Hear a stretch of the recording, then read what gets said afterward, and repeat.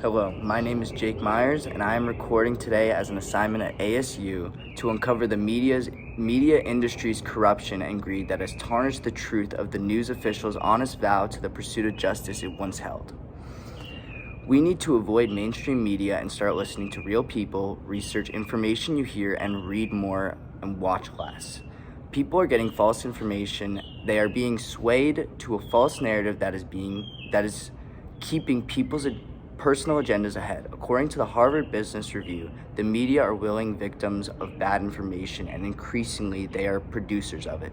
They take information from self-interested parties and add to it another layer of self-interest, the desire to sell information. This has become the model for people who work in this industry.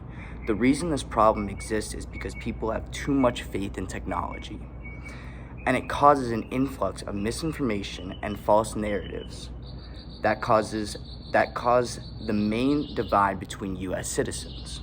The Journal of Communication states that integrating framing, agenda setting, and priming research by applying the concept of media bias to illuminate political power in America offers at least two benefits. Then, not only could it yield wide-ranging and perhaps covering streams of empirical evidence about patterns in the media's problem, definitions, casual analysis, moral judgments, and preferred policies. In the case of looking into what's really happening and the real facts, review of an economic study says media sources may systemically improve electoral outcomes for Democratic candidates and likewise for right-leaning media sources and Republican candidates. Complicating any definitive conclusions from such a formula is that political actors possess mixtures of interests and positions, and individual, group, or interest favored by news slant in one domain but may be disfavored in another. For instance, although most affluent people support lower income and estate taxes, they conflict over a wide range of policy issues involving their particular investments, and they may identify personally as environmentalists, evangelicalists, or homosexuals, or all three. This complicates what it means to say the media are biased towards the upper class. Media bias and influences from the Review of Economic Studies concluded that the influence of newspaper endorsements on voting patterns in the 2000 and 2004 U.S. presidential elections. We first developed a simple economic model in which voters are uncertain over candidates' quality, and turn to a newspaper endorsement for information about the candidates. Newspapers, however, are potentially biased in favor of one candidate, and voters thus rationally account for the credibility of any endorsements. So even newspapers are not credible anymore.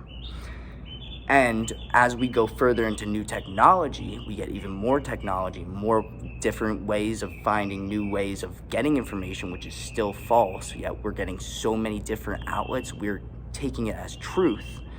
First, media power around the globe is concentrated in a relatively small number of news outlets, especially in television companies and in Facebook.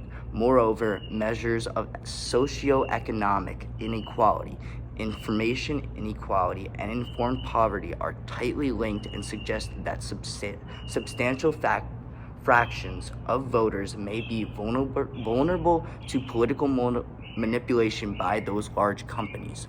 So now we are taking all those things that we need, we are basically taking as sorry, I'm tripping on my words because this stuff gets me angry, but those essential, what we buy in the grocery store or whatever, that stuff is basically the elites, the people who own everything. That's why we eat junk food all day. That's why there's so many, they have all the money, so we are naturally going towards or attracted to that. So the only way that we can stop this is we need to avoid mainstream media and start listening to real people, research information you hear, and read more, watch less. You can start learning from credible professionals who have devoted their lives to the topics. Double check your facts and question more. We as a society should decide to completely shift who we see as reputable sources because of mainstream media bias and untruthful narratives. The only way a person can really be informed is through primary sources or reputable scholars' works that are in the persistence of advancements and not for distracting. We as people need to converse and listen to ideas of other people. Look into more than one source of information that you are hearing for the first time and read more books because it is one of the best things you can do for your brain. The only way to hear the truth is by living it. So be your own expert, one who double checks so you can know what is really important to our freedom, happiness, and health. Thank you, and live long and prosper. 55, 56, 57, 58. Thanks, Megan. Bye.